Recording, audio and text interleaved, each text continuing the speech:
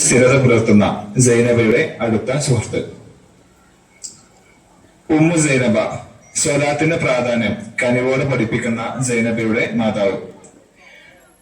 ദൃശ്യം 1. സൈനബയുടെ വീട്. സൈനബ സോഫയിൽ ഇരുന്ന് ഫോൺ സ്ക്രോൾ ചെയ്യുകയാണ്. അതിനിടയിൽ അസർ അദാൻ കേൾക്കുന്നു. എന്നാൽ അവൾ അതിനെ അവഗണിച്ച് ശബ്ദം കുറയ്ക്കുന്നു. മൊബൈൽ നോട്ടിഫിക്കേഷനുകളുടെ ശബ്ദം മാത്രമാണ് കേൾക്കുന്നത്. അപ്പോൾ ആയിഷ അവളുടെ വീട്ടിലേക്ക് കടക്കുന്നു.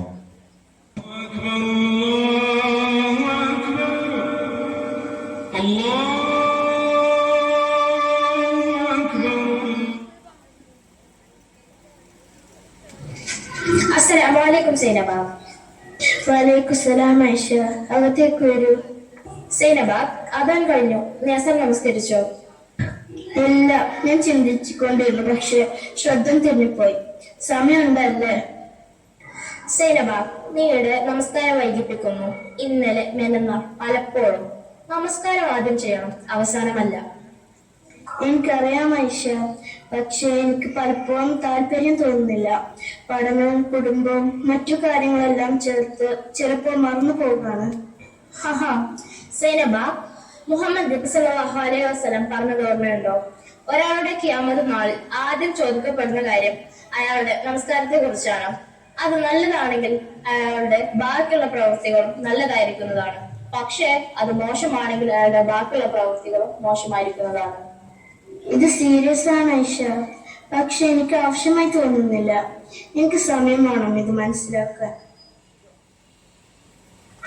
നിങ്ങളുടെ സംഭാഷണം കേട്ടു. ഞാനൊരു കഥ പറയട്ടെ സൈനബ? തീർച്ചയായും ഉമ്മ. എന്റെ ചെറുപ്പത്തിൽ ഒരു അടുത്ത സുഹൃത്തുണ്ടായിരുന്നു. അവൾ സന്തോഷത്തിലായിരുന്നു ജീവിച്ചിരുന്നത്. പക്ഷെ ഒരു കാര്യത്തിൽ അവൾ പിന്നിലായിരുന്നു: സലാത്ത്.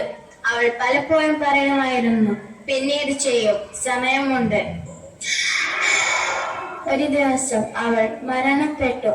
ഫജറിൽ ഉണരാനായി തീരുമാനിച്ചെങ്കിലും പക്ഷെ അവൾക്ക് അവസരം ലഭിച്ചില്ല. ഞാൻ അവളുടെ ഖബറിന് സമീപം നിൽക്കുമ്പോൾ ഹൃദയം തകർന്നുപോയി. അവളുടെ അവസാന സലാത്ത് അവൾ വൈകിപ്പോയതെന്നായിരിക്കും എന്ന് ചിന്തിച്ചു. ഞാൻ വേദനിച്ചു. സുബ്ഹാനല്ലാഹ്, ഞാൻ ഇത്ര സീരിയസ് ആയി ഇതിനെ കണ്ടിട്ടില്ല. അല്ലാഹു അവൾക്ക് പുറത്തു കൊടുക്കുമാറാവട്ടെ.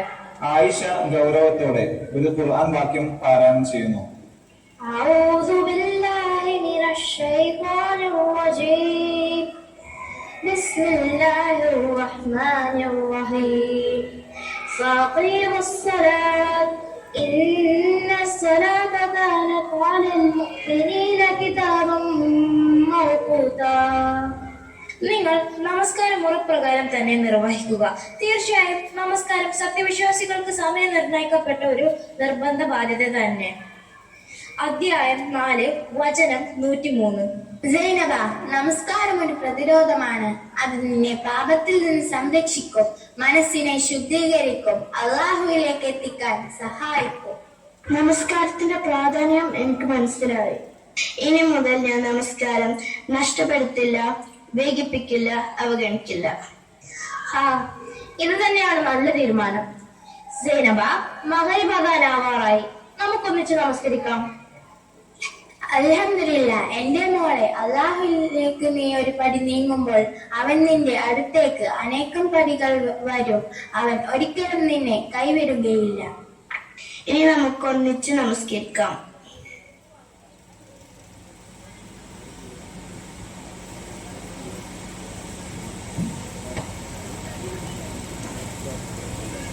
അല്ലാഹു അക്ബർ.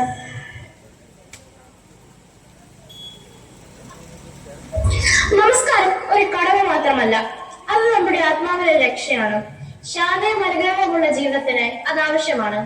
അതിനാൽ നമസ്കാരം വൈകിപ്പിക്കാതെ ദൈവഭക്തിയോടുകൂടി അത് ആചരിക്കേണ്ടതാണ്.